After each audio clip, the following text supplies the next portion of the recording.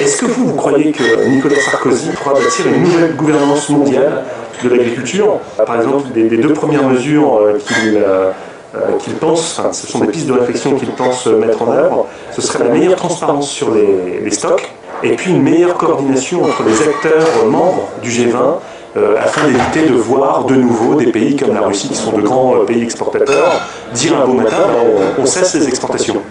Alors tout ce qui vise à apporter de la transparence dans les marchés des matières premières en particulier, est une bonne chose dans la mesure où ça permet aux opérateurs de savoir ce qui se passe. Donc quand on parle de type d'opérateurs qui investissent dans les marchés des matières agricoles, c'est, on pense, en Europe, un élément intéressant et utile pour l'ensemble des opérateurs.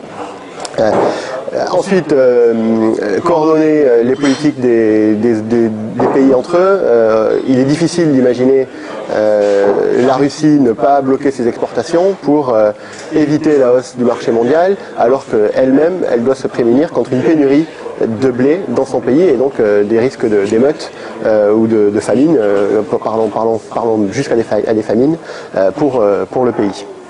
D'accord. Au niveau de la transparence sur les stocks, alors en France, on a la chance d'avoir France Agrimaire qui publie des statistiques, et ce n'est pas forcément le cas dans les autres pays européens, par exemple. Alors c'est pas du tout le cas en Europe, il n'y a pas de publication officielle ou mensuelle des niveaux de stock en Europe. C'est pas le cas en Angleterre, c'est pas le cas en Allemagne, c'est pas le cas dans nombreux pays européens. Donc tout ce qui vise à apporter aussi encore une fois une information à l'ensemble des opérateurs est intéressant. De là à imaginer une structure internationale qui pourrait, comme le fait le ministère de l'Agriculture américain, l'USDA, avoir une connaissance des stocks dans l'ensemble des pays peut être intéressant, encore une fois, à condition que tous les pays puissent participer et amener eux-mêmes leurs statistiques. Et ça n'empêchera pas d'un pays comme la Chine a pu le faire en 2001, de modifier du jour au lendemain son stock de fin de campagne parce que ça a ajusté ses statistiques. D'accord, donc vous y croyez à moitié, quoi.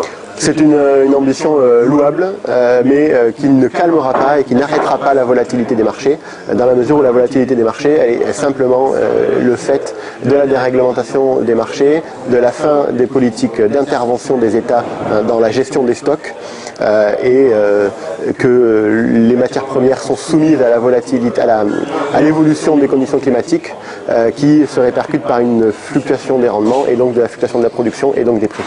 D'accord. Alors, Nicolas Sarkozy a aussi émis l'idée d'une régulation des marchés par ce qu'on appelle les limites de position, qui limiterait les sommes spéculées sur les matières premières par un investisseur. Bon, aux États-Unis, apparemment ça fonctionne. Est-ce que c'est applicable en France et ailleurs? L'objectif est de limiter l'emprise d'un opérateur sur le marché. Donc, si on doit éviter qu'un opérateur puisse manipuler le marché, encore une fois, c'est une bonne chose. Voilà, c'est efficace et ce sera une mesure qui sera utile, comme elle l'est aux États-Unis, comme elle existe aux États-Unis. Ce qui compte, c'est que les opérateurs de la filière, à commencer par les agriculteurs, leurs coopératives, les négociants et puis les industriels, fabricants d'aliments ou meuniers, continuent à avoir accès à ces outils et eux puissent l'utiliser comme des outils de couverture, de fixation de marge et de visibilité dans la gestion de leurs entreprises.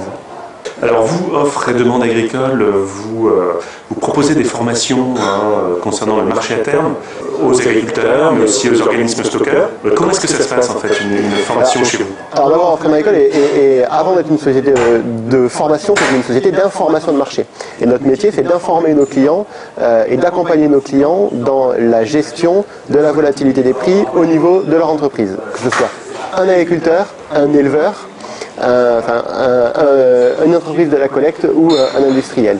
Donc notre métier d'abord effectivement est de former ces opérateurs à l'utilisation des marchés à terme, mais aussi à la connaissance des marchés mondiaux de manière générale, savoir comment on fait pour anticiper les tendances. Et ensuite on accompagne nos clients dans l'utilisation de ces outils dans leur propre exploitation. Chez les agriculteurs, nous fonctionnons beaucoup avec des groupes d'agriculteurs. Nous avons aujourd'hui 230 clubs d'agriculteurs qui se réunissent chaque mois pour parler marché et qui élaborent leur stratégie de commercialisation dans leur exploitation. D'accord. Alors concrètement, comment est-ce que ça se passe?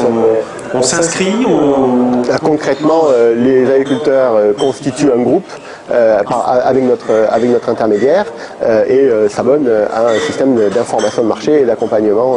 D'accord, alors un groupe dans la petite région agricole de là où on se trouve Alors bien sûr, nos groupes ce sont des groupes locaux. Géographiquement proches. En général, les agriculteurs sont à une vingtaine de kilomètres du groupe. Ils sont animés par un consultant local qui connaît la région et le département, qui connaît les opérateurs et les intervenants locaux et qui a une connaissance aussi des flux de marché locaux, c'est-à-dire savoir si quand je suis en limite d'Espagne ou en limite de Belgique ou de l'Italie, savoir qu'est-ce qui se passe sur les marchés physiques locaux.